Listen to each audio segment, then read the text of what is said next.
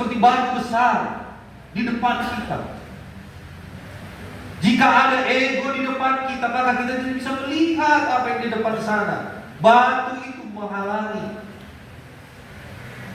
Seperti itulah ego, menutup mata, tidak bisa melihat orang lain.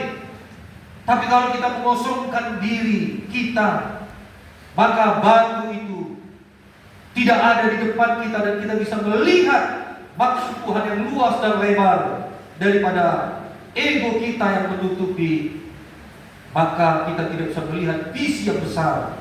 Saya beri contoh ilustrasi. Kayu itu harus dipahat, artinya harus dilukai, dipotong, digergaji, agar kayu yang dikerjakan bukan untuk dihancurkan sebenarnya oleh tukang itu, tetapi untuk menjadikan dia satu sesuatu yang indah. Di sebuah bengkel furniture, alat-alat tukang kayu mengadakan rapat. Apa Bapak Ibu?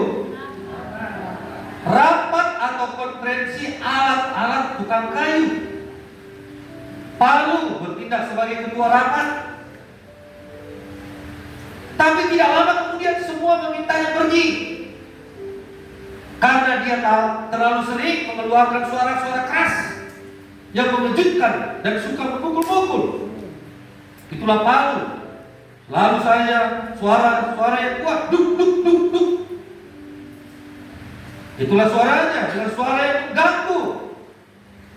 Namun sebelum Palu pergi, dia berkata begini, oke, sebelum saya pergi, gergaji juga harus pergi, karena suaranya jelek, lebih jelek dari suara saya. Suaranya kasar, berisik, brok brok brok brok brok brok, seperti orang mendengkur. Siapa di sini suka mendengar orang mendengkur? Gak ada ya? Saudara yang terkasih, gergaji seperti orang mendengkur. Lalu gergaji tersinggung. Lalu dia berkata, baik, saya akan pergi juga. Tetapi sebelum saya pergi, obek juga harus pergi. Obek juga harus pergi. Obek itu apa? Tidak punya inisiatif. Orang harus memutar-mutarnya dulu dengan keras sebelum berfungsi. Itulah dia obek. Siapa sebagai obek di sini?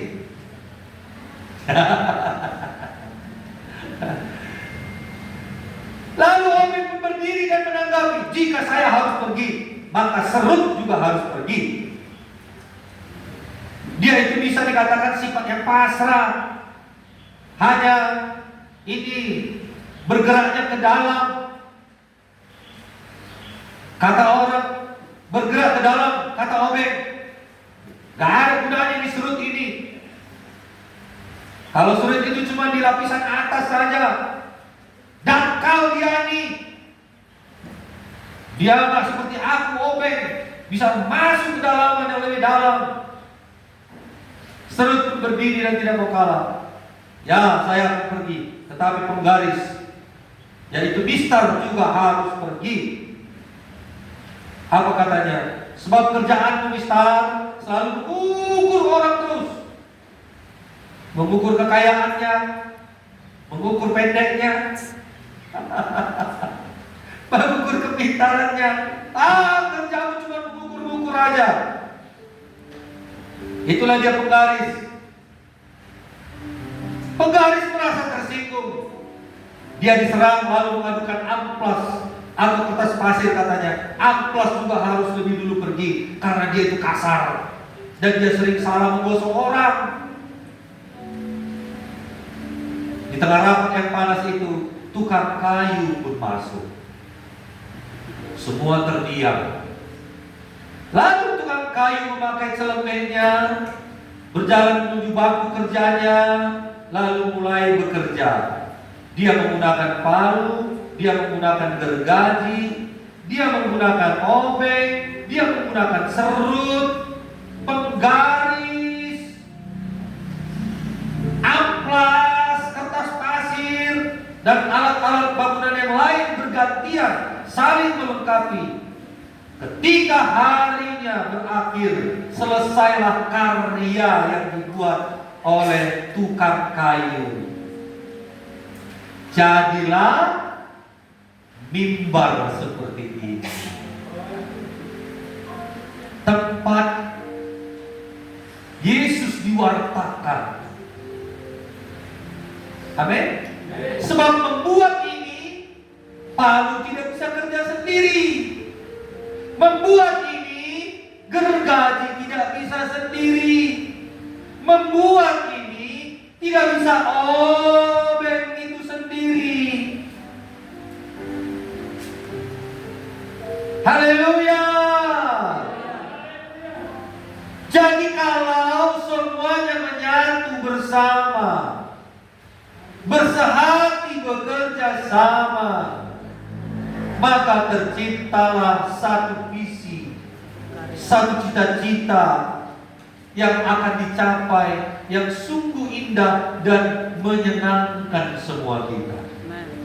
Kalau begini kan cantik podiumnya, betul?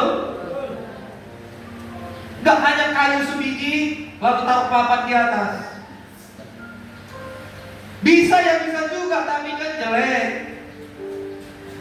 Jadi apakah poinnya di sini? Apakah kita menangkap poinnya di sini? Dari ilustrasi ini, jika di gereja pikirannya individu, pikiran manusia yang ditonjolkan masing-masing, justru kelihatan buruknya. Akan ada orang serba mengejutkan seperti Palu. Kalau kita melihat orangnya, siapa seperti Palu? Coba angkat tangan. Selalu orangnya, suara mengejutkan, suaranya itu keras-keras. Siapa? Akan ada orang yang merasa diusik, berisik, mengganggu seperti gergaji. Kerjanya mengganggu aja. Orang menari, kawannya menari, diguit-guit, menjebak kawannya, mengganggu aja. Lihat kanan, lihat kiri, kadang keluar, kadang masuk. Itu seperti gergaji, mengganggu.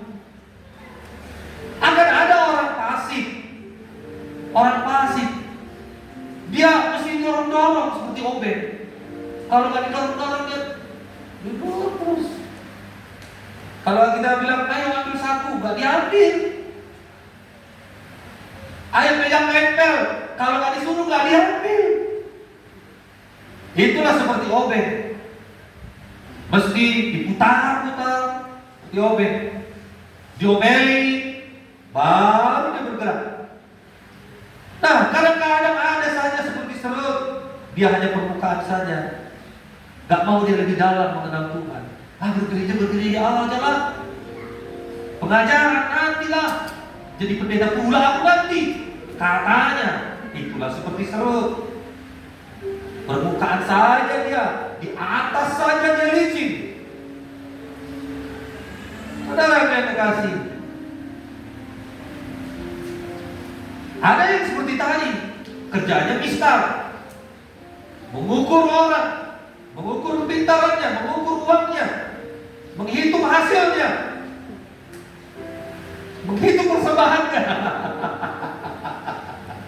Ada orang saya heran, dihitungnya pula persembahan dia asli ini. Kalau lah 50.000 satu orang katanya. Sudah berapa? Ada orang kayak gitu. Jangan lihat pribadi-pribadi seperti itu, amin. Melainkan kita semuanya kompak, bersatu, bersehati. Itu sebabnya dikatakan di sini indah dan berguna bagi semua orang dan menghasilkan pelayanan yang baik jika pengertiannya bukan hanya pergi ke gereja, tetapi bergereja. Menyangkal diri dan pikul salib, itulah yang kita kerjakan menjadi seorang murid, untuk menyingkirkan ego, kepentingan diri sendiri, lalu kepentingan bersama dengan segala konsekuensinya, itulah pelayanan kita. Amin. Makanya dalam ibadah, misalnya dalam kebersamaan, ya, ibadah minggu perlu datang lebih awal supaya bisa bersama-sama memuji menyembah Tuhan. Karena ada kuasa di dalam pujian penyembahan, ada berkat di dalam pujian penyembahan.